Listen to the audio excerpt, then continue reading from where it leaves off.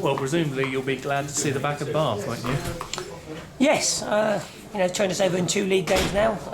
Was that 8-1 on aggregate? So, hopefully that's the end of them. You do get some teams that maybe become your bogey team over the season, and that's the first team to do the double over us. So we wanted for that not to happen today, but unfortunately it has. We know it was difficult conditions, but that's difficult conditions for both teams, and they adapted to the conditions better than us. They played the percentage game in the conditions better than us, and it took us too long to grasp it. And when we did get a little bit of a lucky break and get back in it, we shot ourselves in the foot again with a third goal with a defensive mistake from the wall. Do you think that was a question of them knowing how to play us, in the sense that, like a lot of home games here, we started very, very well, had 1 or 2 sort of half chances, didn't really take them, and then got caught cold, and if you like, they seem to have a little bit of awareness about maybe our game plan? Well, the inconsistency with us is that the last few home games we haven't started fast. We've been the slower team to get going, and then today we do start fast. So there's no consistency in that area with us. But we started quick today. We had flashes across their goal. It looked like we were going to score at any time. Unfortunately, we didn't. And then they just obviously break into our half, get a penalty, and it gives you an injection. A goal gives you an injection. It gives you belief. It gives you something to hang on to. It gives you, more energy, and that's what they got from the 1-0. And then the second goal, right near half-time, gives you a mountain to climb. And presumably that forced you to change your team talk, did it? That goal going in just almost on the stroke of half-time? Yeah, you don't have to be, you don't. At 1-0, you can just say, be patient, don't panic.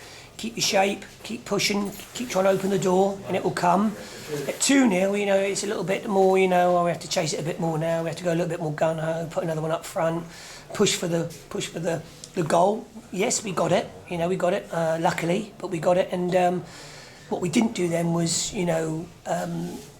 continue on the front foot, and the free kicks come from a backward pass again on a difficult surface, putting them on the counter attack when we talked about.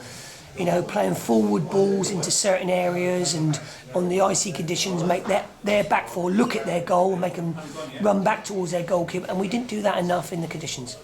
And their third goal, obviously a bit of a killer goal, given we just got ourselves back into the game. Do you think that the fault of the position of the wall, or was it down to where the keeper was? What was your take on that? No, we had the wall was correct. I'm not sure we're having a debate there whether the keeper asked for 5 and 4 went in the wall, but there was enough in the wall. They were quite happy. It was in the right position. Unfortunately, the man on the end of the wall broke, and he anticipated the ball going down the side of the wall to the winger, and he broke off and left a smaller wall, and then he just bent it low into the gap that he left. Obviously, Harry Arter went off midway through the second half. Was that tactical, or did he have an injury? Harry was feeling his knee during the game, early in the game, and I kept shouting on to him, "Are you okay?" And he went, "Yeah." But there was obviously something he wasn't quite happy with. He was feeling his knee, but he wasn't at the races. Whether he had a soreness in his knee or he didn't, it's a learning curve for someone like him when you play in these conditions. And you're going to get more pitches like this. You're going to get winter conditions. And it's not always going to be a pretty passing game that you can play because of the surface or because of the opposition. And you have to adapt. And as a midfield player, you have to adapt. And sometimes midfield's about playing the ball forward, playing it into areas which your strikers can chase, squeezing up, winning second ball, and playing an ugly game in midfield. And Harry didn't adapt himself to that style today. And it wasn't just him feeling his injury. He wasn't at the races, and he didn't give us a performance today, and that's why we took him off.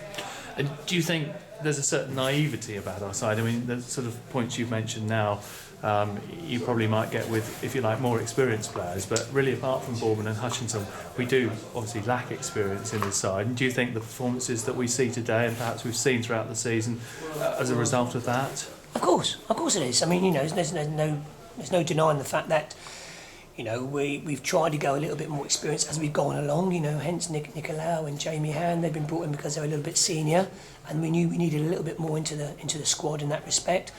But when you're playing, we've got Matty Wright 19, Penny 18, Harry 19 coming 20, Moses 20, and they're nice footballers, and at the moment they in their game they have play football week in, week out, whatever the conditions, whatever the opposition. And they're not wise enough yet to adapt to situations and to change your style when it's needed. You know, experienced players are. And unfortunately, you know, we knew that, you know, with with players that are not in today's team and are in the squad, you know, the Joe Mack, the Daniel Sintins, the Zane Lam York, the Jerome Malonals, they're all still kids as well. And you will get an inconsistency, you know, with younger players. That is a fact.